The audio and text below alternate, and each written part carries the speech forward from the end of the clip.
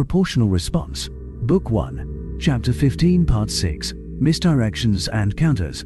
Hannibal met the Rooks's gaze with outward calm. Part of him wanted to go ahead and undock his own platform, as the feline ambassador obviously expected him to do, but the plan forbade such gestures of defiance from him. Instead, he made a slight pacifying gesture with his hands, then spoke. The Fearadhach Empire has been hit with this grain, as have so many of you.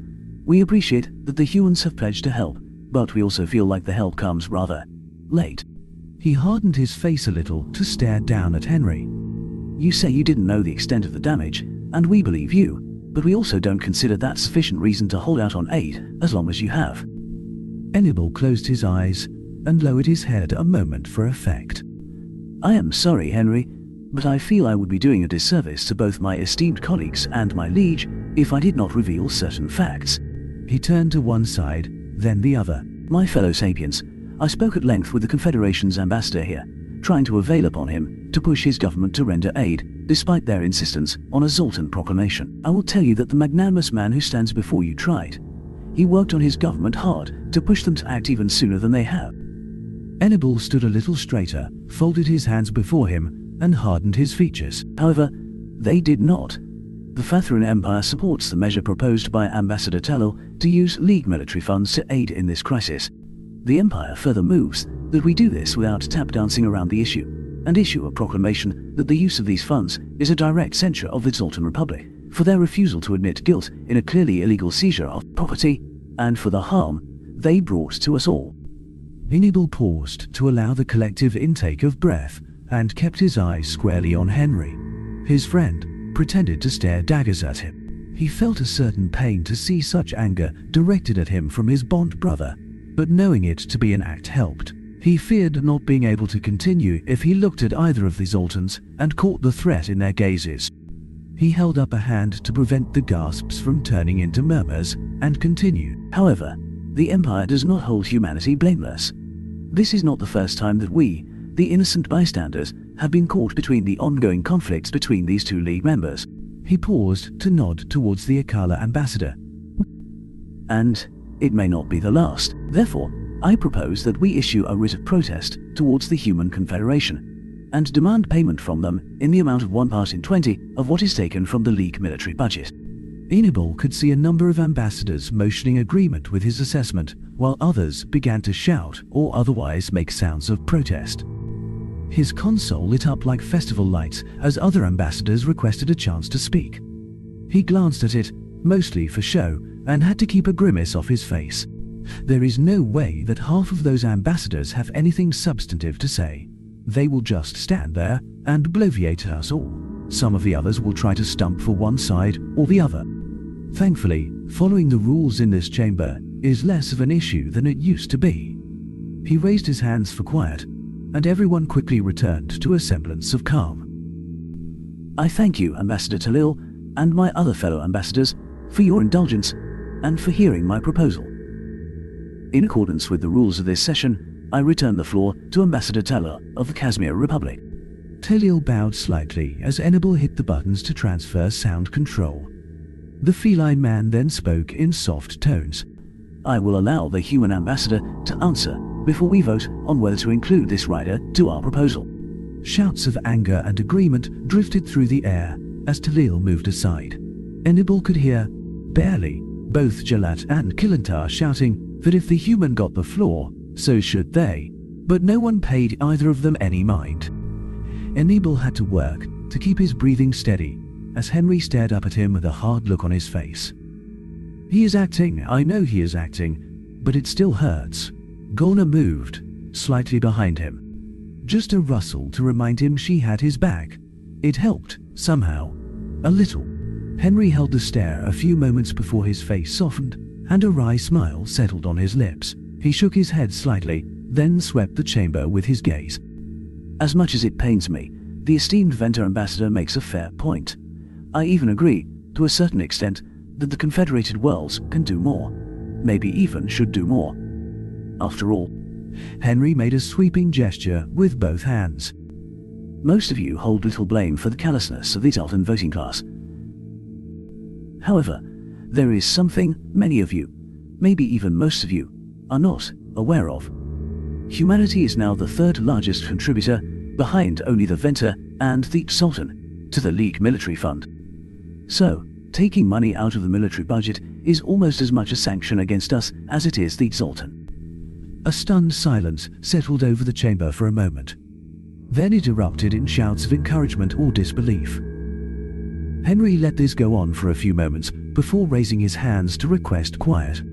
We have, voluntarily, raised the amount of our economic prosperity that we contribute over the years as our economy has grown. We do not claim that we contribute more per citizen than everyone else. Our population has exploded over the last few decades as we suddenly had room to expand, and our economy has grown with it. We do, however, contribute more than the minimum required, and more than we pledged when we signed the League Charter. Careful, Henry. Stop trying to butter them up.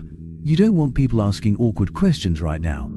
The things you have done are technically legal, but you know full well how much hay the Exaltans will be able to make of your unpublished settlements, even if they are paying more than their fair share. Henry shrugged and put on a smile most would probably interpret as apologetic. I had, of course, brought proof with me of all of this to transmit to this august body, but he gestured towards the chamber floor and his wrecked platform. I will, of course, order copies of those documents sent as soon as I am able to transmit back to my embassy. With all of that said, however, I will concede that humanity can do more than the Confederated government proposed. So, I would like to propose a compromise to the Venter. First, the Confederation will provide some fuel, free of charge, to any ship sent to obtain the cure. We will not cover all of the fuel, but every ship will be given enough free fuel to cover at least half of that ship's declared journey. This goes for your ships, as well as any Confederated ships that you hire. So don't let any of those captains gouge you on fuel per day. A polite smattering of mirth filtered through the chamber. How does he do it? Second, the Confederation will cover 1/5 of the cost of any and all of the compound purchased. That is, I might add, above and beyond what we are already providing free of charge to the worlds which have been hardest hit. If my estimations are correct, this should come out to about 1 part in 30 to what we expect will come out of the League military budget. I hope that you, my esteemed colleagues, will find that this is fair, considering the efforts already mentioned today. The Confederated Worlds will, however, act in good faith and abide by whatever the League Council decides to the best of our ability. Thank you for your time. I will now yield the floor to the Ruxa ambassador. A smattering of applause swept the chamber, and no one except the Exaltan seemed to have a negative opinion of Henry's speech. Even the Finidal is clapping. I know his government chose him, at Henry's request, for his negative attitude towards humans. How it must go. Jalat. Of course, they don't understand. People like Jalat and Kilintar will never understand.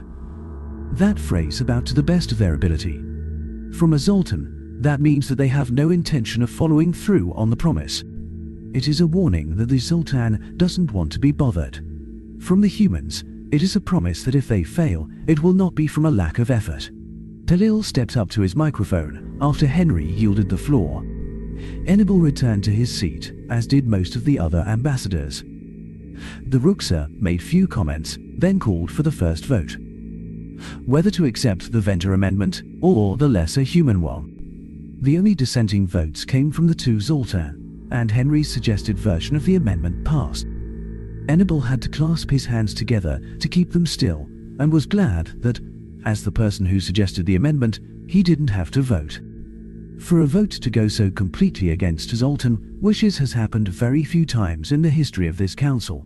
Several of those incidents were followed by a long string of mysterious accidents, and one by a spectacular pirate raid which wiped out most of the council. I never would have believed we'd see such an open statement of defiance in my lifetime. It took Hannibal a few moments to process his own thoughts. Then he felt his eyes go wide. Defiance. In a council of equals. Yet voting against what the Exaltan want is something that even I consider an act of defiance. Why? How did it get this way? He knew the answer though. Knew it deep in his bones as he hit the button to vote for the rest of Talil's proposal, knew that the League had been corrupt and bent to the will of the Sultan. His hand shook as his finger passed through the holographic button to vote on Talil's overall proposal. Part of him exulted in the feeling of freedom at voting his conscience, and voting against the Zoltan. When he first had taken the post here at the council, he would never have dared. Only the Zoltan voted against the proposal, though several abstained. Another part of him worried about how the Zoltan might respond to this. To that part of him, the thundering applause which swept the chamber sounded like war drums, and he wondered how long it would take for, as the humans like to say, the other shoe to drop.